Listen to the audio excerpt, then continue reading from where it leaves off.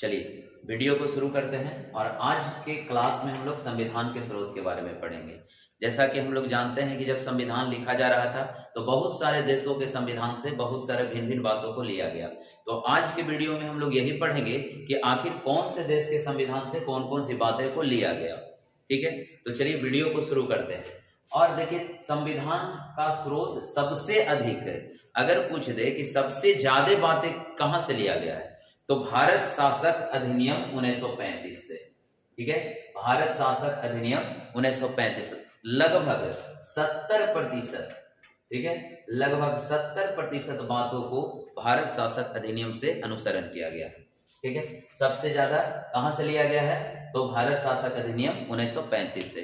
Specially एक दो question आते हैं यहां से, जैसे पूछता है कि CAG नियंत्रण एवं महालेखा परीक्षा का प्रावधान कहां से किया गया है तो कहां से किया गया है तो भारत शासक अधिनियम 1935 से।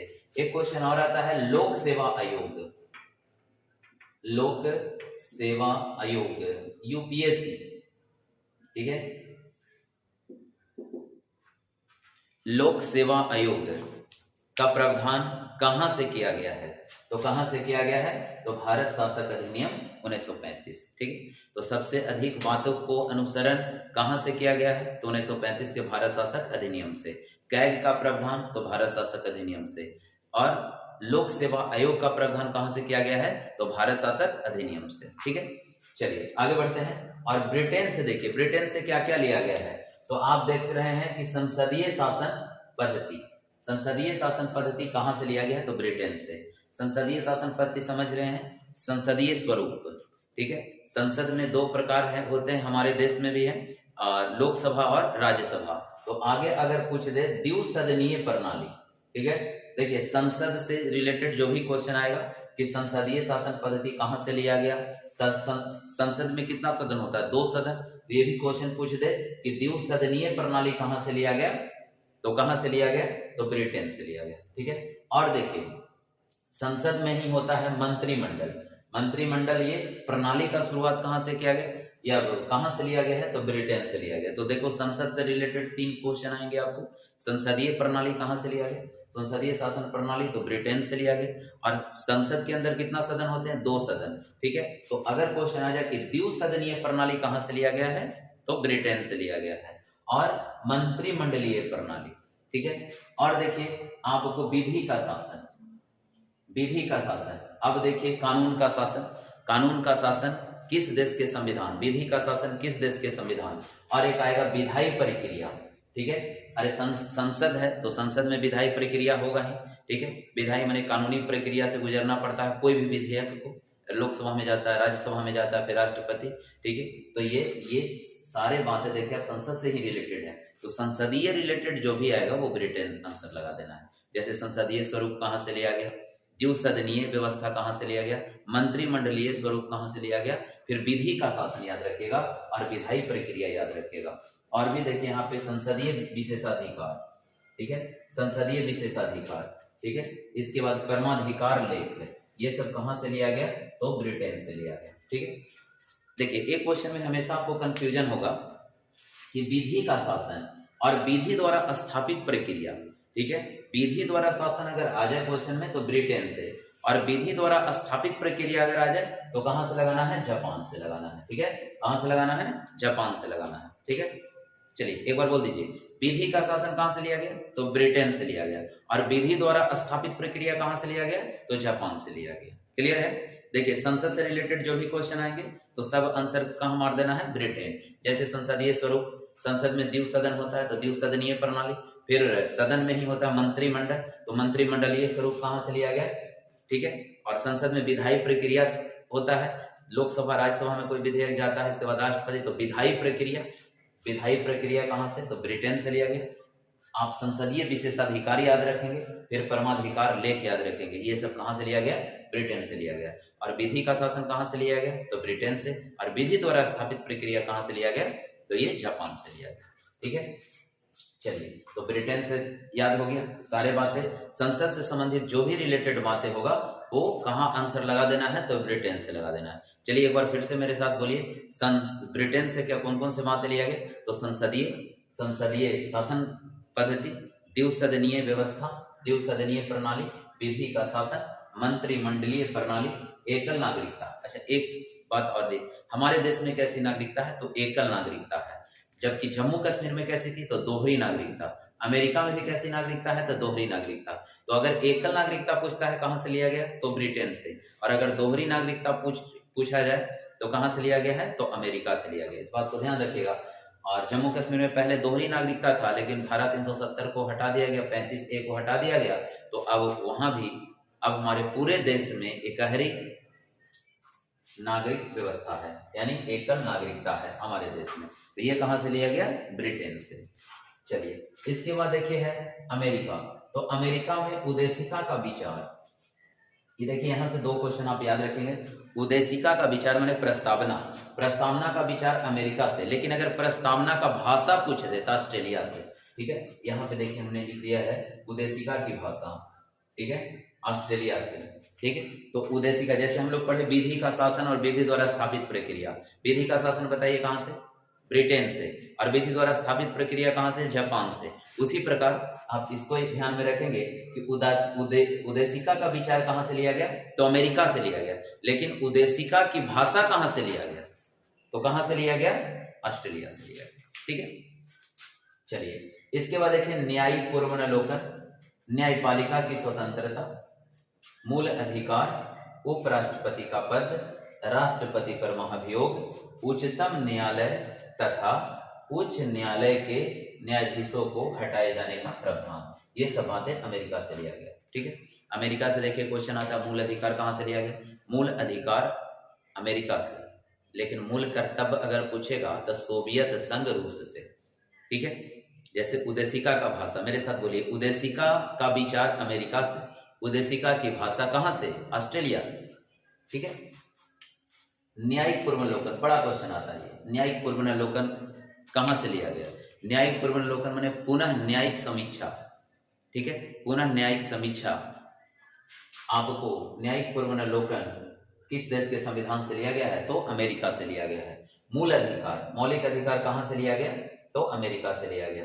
न्यायपालिका की स्वतंत्रता। अच्छा, एक चीज बताइए, ये देखिए आप न्यायिक से संबंधित 2-3 क्वेश्चन यहाँ पे है। जैसे न्यायिक पूर्वावलोकन है, न्यायिक पूर्वावलोकन और न्यायपालिका की स्वतंत्रता, ये सब न्यायालय की बात है। तो न्यायालय वाला जो भी क्वेश्चन आ जाए तो अमेरिका लगा देना है। ठीक है, जैसे न्यायिक पूर्वावलोकन, न्यायपालिका की स्वतंत्रता और उच्चतम न्यायालय तथा उच्च न्यायालय के जजों को हटाने की प्रक्रिया। ठीक है, न्यायाधीशों को हटाए जाने का प्रावधान किस देश के संविधान से? तो अमेरिका से। तो देखिए अमेरिका से क्या क्या बातें हो गई? एक तो हो गया उदेशिका का विचार हो गया। ठीक है, फिर न्याय से संबंधित जैसे न्यायिक पूर्वावलोकन हो गया, फिर न्यायपालिका की स्वतंत्रता हो गया, और उच्चतम न्यायालय एवं उच्च न्यायालय के जजों को हटाने का तरीका किस देश के संविधान से लिया गया? तो अमेरिका से लिया गया। चलिए ये 4 और एक मूल अधिकार याद रखेंगे। ठीक है, मूल अधिकार कहां से लिया गया?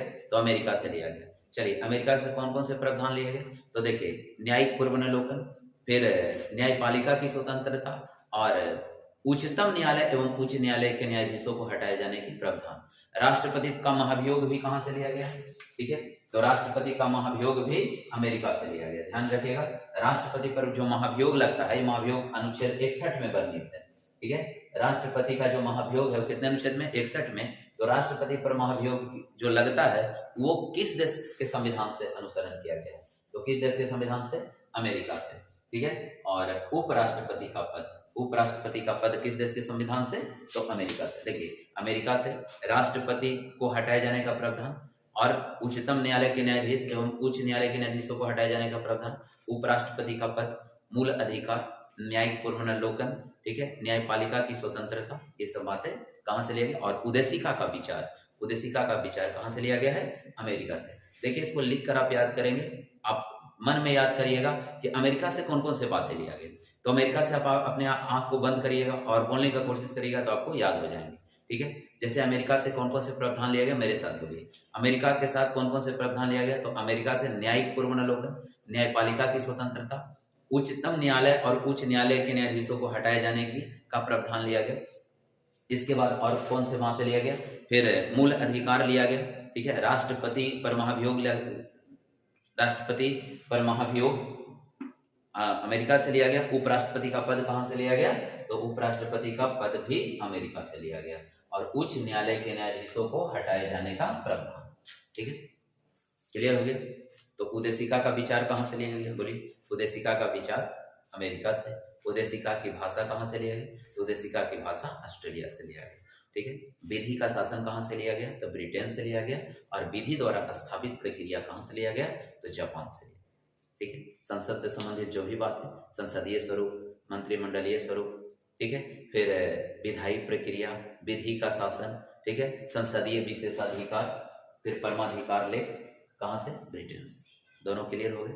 चलिए आगे बढ़ते हैं। आयरलैंड से क्या लिया गया? नीति निर्देशक तत्व। बहुत क्वेश्चन आता है। नीति निर्देशक तत्व आयरलैंड के संविधान से लिया गया। नीति निर्देशक तत्व कहां से लिया गया? आयरलैंड से। ठीक है, इसके बाद देखिए राष्ट्रपति का निर्वाचन पद्धति। राष्ट्रपति का निर्वाचन पद्धति माने किस पद्धति से राष्ट्रपति का चुनाव होता है? एकल, अनुपातिक, संक्रमणीय मतपद्धति द्वारा, प्रत्यक्ष ढंग से, एक निर्वाचक मंडल द्वारा होता है। तो ये सब कहां से लिया गया? आयरलैंड से। बहुत इंपॉर्टेंट क्वेश्चन। और राज्यसभा में कुछ सदस्यों का मनोनयन, नामांकन या मनोनयन, राज्यसभा में जो सदस्य मनोनीत किए जाते हैं वो किस देश के संविधान से लिया गया है? तो आयरलैंड के। अब आप ये क्वेश्चन बताइए कि राज्यसभा में कितने सदस्यों को मनोनीत किया जाता है? तो 12 सदस्य मनोनीत राष्ट्रपति करते हैं। ठीक है, 12 सदस्य को मनोनीत राष्ट्रपति करते हैं। तो अगर मनोनयन पूछ दे कि राज्यसभा में सदस्यों का मनोनयन या नामांकन किस देश के संविधान से लिया गया? तो आयरलैंड के संविधान से। तो आयरलैंड के संविधान से 3 बात याद रखेंगे। नीति निर्देशक तत्व, नीति निर्देशक तत्व, इसके बाद राष्ट्रपति का निर्वाचन पद्धति, और तीसरी बात राज्यसभा में कुछ सदस्यों का नामांकन अर्थात राज्यसभा में मनोनयन। आयरलैंड के संविधान से 3 बातें याद रखेंगे। कौन कौन? नीति निर्देशक तत्व, राष्ट्रपति का निर्वाचन पद्धति, इसके बाद राज्यसभा में सदस्यों का मनोनयन। क्लियर? चलिए आगे बढ़ते हैं। इसके बाद दक्षिण अफ्रीका से 2 बातें याद रखेंगे। संविधान संशोधन अनुच्छेद 368 में। ठीक है, संविधान संशोधन प्रक्रिया कितने अनुच्छेद में है? तो 368 में है। और राज्यसभा में सदस्यों का निर्वाचन। देखिए अभी हम लोग पढ़े राज्यसभा में सदस्यों का मनोनयन, कहां से पढ़े? तो हम लोग पढ़े आयरलैंड। और वही अगर राज्यसभा में सदस्यों का निर्वाचन पूछ दे कि निर्वाचन में राज्यसभा का जो निर्वाचन होता है, ठीक है, वो कहां से लिया गया है? तो दक्षिण अफ्रीका। संविधान संशोधन दक्षिण अफ्रीका। और एक और याद, प्रोटेम स्पीकर का पद दक्षिण अफ्रीका से लिया गया। ठीक है, इसको भी ध्यान में रखेंगे। प्रोटेम स्पीकर, प्रोटेम स्पीकर का पद कहां से लिया गया है? तो दक्षिण अफ्रीका के संविधान से लिया गया। चलिए, तो दक्षिण अफ्रीका के संविधान से कौन कौन से बातें लिया गया है? तो 2 बातें आप याद रखेंगे। कौन कौन है? मेरे साथ बोलिए। तो दक्षिण अफ्रीका से संविधान संशोधन और राज्यसभा के सदस्यों का निर्वाचन, और अभी बताया हम आपको प्रोटेम स्पीकर। तो प्रोटेम स्पीकर का पद कहां से लिया गया है? तो वो दक्षिण अफ्रीका के संविधान से लिया गया। क्लियर हो गया? ये पार्ट क्लियर हो गया आपको? ठीक है, आप लोग देखिए लिख कर याद करेंगे और इसको हमेशा मनन करते रहे कि ब्रिटेन से क्या लिया गया था। तो संसद का जो भी बात था सब, संसदीय स्वरूप हो गया, मंत्रिमंडलीय स्वरूप हो गया, द्विसदनीय व्यवस्था, संसद में विधायी प्रक्रिया होता है, विशेषाधिकार प्रक्रिया, संसदीय विशेषाधिकार, परमाधिकार लेख, ठीक है, इसके बाद विधि का शासन, एकल नागरिकता, ठीक है। अमेरिका से कौन कौन था? न्याय वाला सब, न्यायिक पुनर्विलोकन, ठीक है, न्यायपालिका की स्वतंत्रता, उच्च न्यायालय एवं न्यायाधीशों को हटाने का तरीका, फिर राष्ट्रपति को हटाए जाने का तरीका, उपराष्ट्रपति का पद, ठीक है। तो ये सब लिया गया। अच्छा, एक इंपॉर्टेंट बात इसमें याद रखिएगा, उदेशिका का विचार अमेरिका, उदेशिका का भाषा ऑस्ट्रेलिया। आयरलैंड नीति निर्देशक तत्व, राष्ट्रपति का निर्वाचन, राज्यसभा में कुछ सदस्यों का नामांकन मनोनयन, और राज्यसभा का निर्वाचन कहां से लिया गया है? तो निर्वाचन लिया गया है दक्षिण अफ्रीका के संविधान से। संविधान संशोधन, प्रोटेम स्पीकर और राज्यसभा में सदस्यों का निर्वाचन। चलिए अब देखिए कनाडा से क्या लिया गया है? तो कनाडा, क से कनाडा, क से केंद्र राज्य संबंध, संघीय व्यवस्था यानी संघात्मक व्यवस्था। हमारे देश का संविधान कैसा है? तो अर्ध संघात्मक है।